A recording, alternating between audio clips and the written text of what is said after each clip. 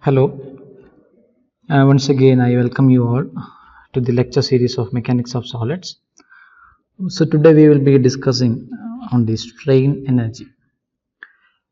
This topic is completely different when we compare with the previous topics that we have learned, just because of the concept itself. We haven't discussed about the strain energy or anything related to the energy right till now. So in this session, or the topics that we are going to discuss under this strain energy is purely limited to the energy absorbed and energy released by a body, right? So let's move forward and see how can we use this energy methods into our mechanics of solids. I think you might be remembering the lecture on these stress strain curves. There we have defined two different properties. One was the resilience and second one was the toughness. And I defined resilience as the area or as the energy absorbed under the elastic region, and I described toughness as the energy absorbed by the entire material or by the material itself throughout the loading. So if we consider this stress strain curve, suppose if this is the elastic limit, and if we take the area right beneath this, it is going to be the modulus of resilience. But if we take the entire area under the stress strain curve, that is called as the toughness. Now we have talked only in terms of area, right? Now the question is, what does this area signifies?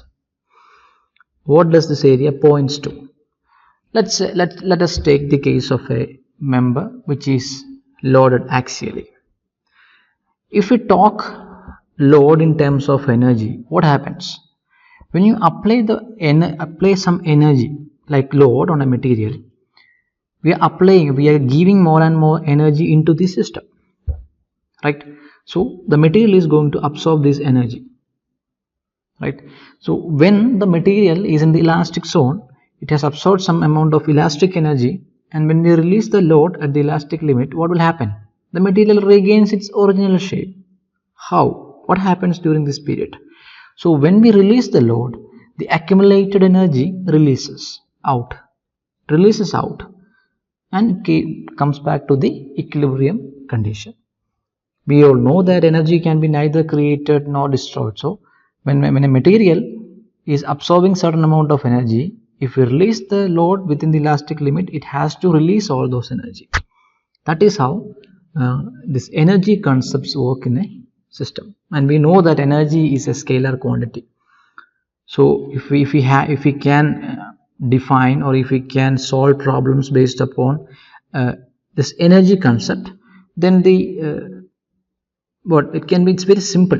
That means mathematically, if we talk about the equations, since energy has only scalar quantity, the mathematical expression will be simpler to solve, easy to solve, and it will be easy for analysis if you take the case of computers and all those things.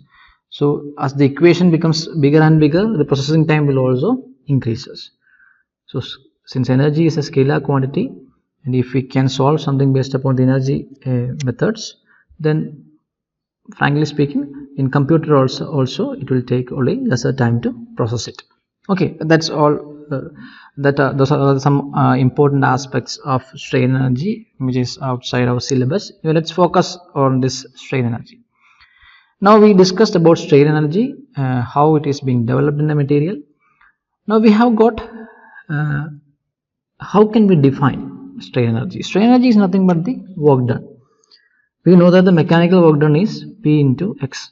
If we apply a load on a material P, on a material A load P, if it moves a distance of X, we can say that the work done is P into X, and this is called as the work done, which is equal to the strain energy.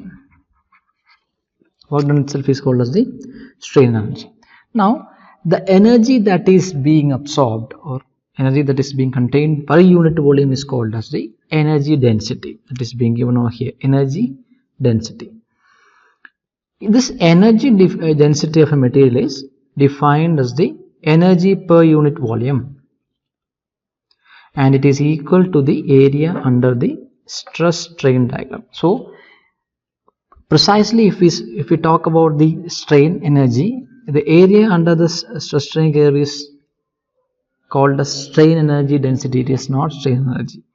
So you should have a clear-cut distinction between these two. Anyway, we will talk about that. We will discuss about that in the coming slides. We will talk in detail about what is a strain energy and how can you differentiate it with the strain energy density. For the time being, you can say that the energy, that is, if you take the area under the stress strain curve, that constitutes the strain energy per unit volume, which is the strain energy density. Okay. And basically this energy is positive. Okay, that is considered as positive. So if we move forward, let's take a load deflection curve. You have, on the y-axis you have got the load, x-axis you have got the deflection, and you have a curve like this. And if you take a small elemental area dx from x, what we can say that the strain energy du is nothing but p dx, work done itself. So the total, if you integrate it from 0 to x1, if you make this strip to move from 0 to x1, it is going to cover the entire area, thereby it is going to give you the strain energy. So it's the general way of representing the strain energy. Now let's talk about the linear elastic materials. Okay, linear elastic material means what? If you take a stress load deflection curve, it will look like this. Load deflection curve, it will look like this. This is for the elastic. But if you take a non-linear material, right, it is going to be something like this. This is non-linear and this is linear, right? So we are going to talk about the area under this. We are talking about the linear elastic material where the area under the load deflection curve gives you the work done, right?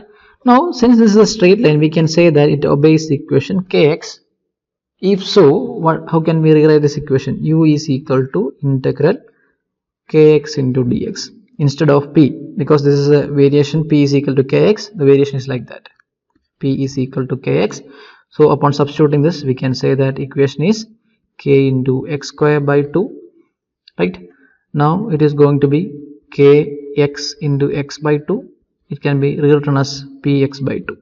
Kx is called as p, right? So in other words, we can say that the actual strain energy is half px. This is the most precise form of strain energy, which is nothing but half px. This is the mathematical way of representing strain energy, right? There is one more method. I think that will be more acceptable for you people. I will delete all these kx stuff. Instead, let's talk about this particular area. If you look at this figure, we can say it's a triangle whose area is going to be half into base into height, right? So base is going to be x and height is going to be p. So the area under this is half into p into x. In simple words, we can define the strain energy like this. This is a mathematical way of representing it, and this is a simple way of representing it. Now the question is, why there is a p by 2 here? See, here we can define two things. One is that how the load is being defined in a strain energy. We are not taking the load directly. Instead, we are taking the average load, a mean load, right? That means when we talk about the strain energy in this context, we consider that the load is applied gradually, gradual application of load. That means initially the load was 0. It gradually has changed to the load p. So the average value is p plus 0 by 2, which is p by 2, and this p by 2 has resulted in a displacement of x, which gives the strain energy as p by 2 into x. So all these things are different ways of expressing same phenomenon. right? One is a mathematical form, second is purely a geometrical way of representing it. And by considering the aspect of applied load, the strain energy can be defined as the average load into the displacement. So this is how the curve of a linear elastic material, and this is how the curve of a non-linear elastic material will look like.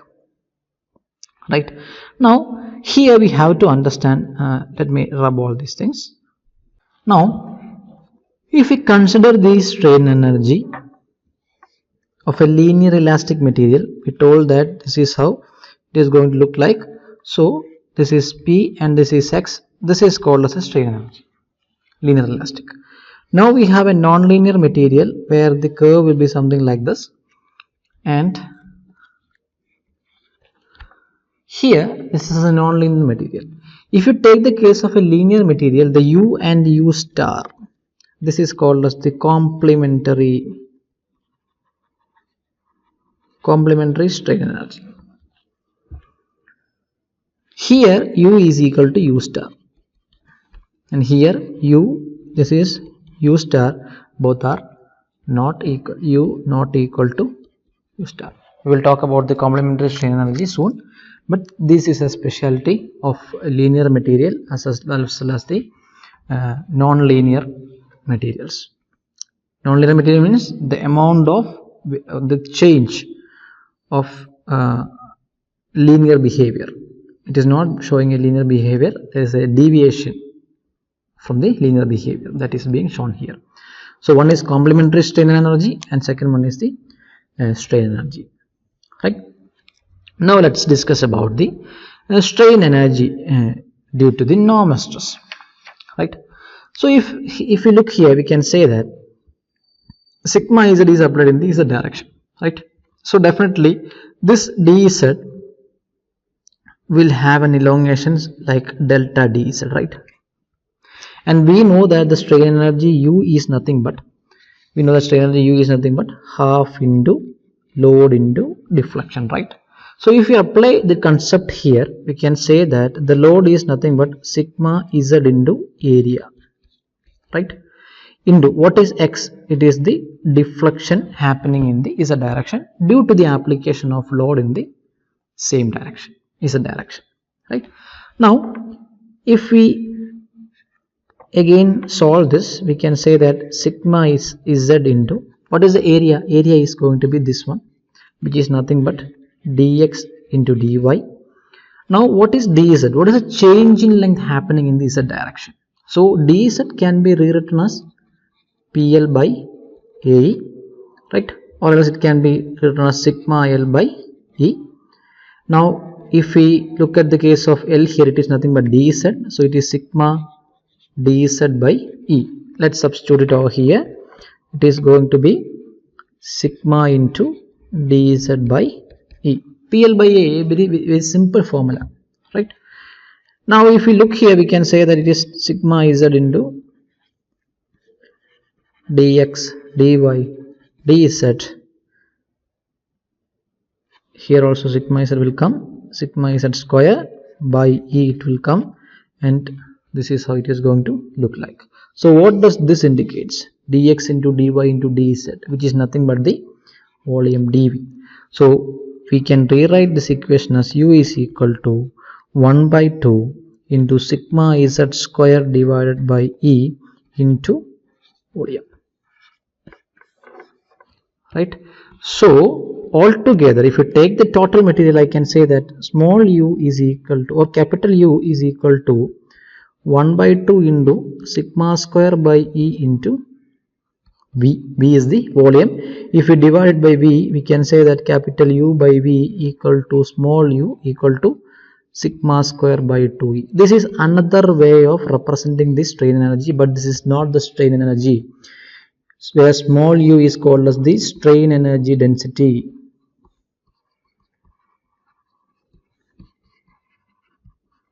That means let's learn this in a very simple manner. If you want to talk something related to stress and strain, then it is nothing but the strain energy density. Sigma square 2E means it is a strain energy density. If we want to apply this equation, if we want the strain energy, then sigma square by 2E has to be multiplied with the volume. Then only it will give you the strain energy value, right? So this is the strain energy on a material which is applied by a normal stress, right? So this is a very important equation. Now let's move forward and see what is the strain energy in shear, right? Same methodology. If we apply, we know that the strain energy U is nothing but half into P into X, right? If you look here, we have a shear here which has resulted in a deformation of gamma into dz, right? So half into force is going to be tau into dA, and X is going to be, displacement is going to be gamma into dz. So we can derive this equation as half into tau into dA is going to be this area, right? So that is dx into dy, dx into dy into dz into gamma. So this is going to be half into tau into, this value is going to be the volume dV into gamma, right? This is how the strain is being applied here. So if we rewrite this equation, U is equal to half into tau into dV into gamma. If we divide, if we take this is, say, like this, right? Now we know that gamma is equal to tau by G, right? If you substitute over here, we can say that du is equal to half into tau by G into dV. So altogether, if we integrate it, we are going to get it as capital U is equal to half into tau square by G into V. We can say that capital U by small v is going to give you U, which is equal to half into tau square by G. So if you compare this equation with the one which we have derived right now, both looks the same, right? We know that when we talk about the shear stress, we have to write everything in terms of tau, right? And if we talk about normal stresses, we have to write in terms of sigma. That means you have one more equation. If you use it as normal stress, U is going to be half into sigma square by E, right? When you talk about shear or torsion, shear is going to come into picture. There you have to represent U as half into tau square by G. So the equations are of similar, looks very similar in nature, only there is a slight term variation or change. That is the only thing you have to be very careful about, right? Now the strain energy under axial loading P, right? So right now we have the expression of U, small u, let's say small u, it has to be the small u is equal to sigma square by 2E, right? So here if you take a small elemental area dA at a distance of x from here, how can I rewrite P? P is nothing but, or sigma is nothing but load upon area, right? Load upon area whole square divided by 2E. So if I expand this, it is going to be P square divided by 2A square into E. 2A square E. So strain energy U is nothing but P square divided by 2A square E. Now we know that, or how will you define this dA? How can we define the value of dA? That's a question, right? Now if we want the strain energy U, we have to multiply U with the volume, right? This is strain energy density. So if you want the value of strain energy, you have to multiply it with volume.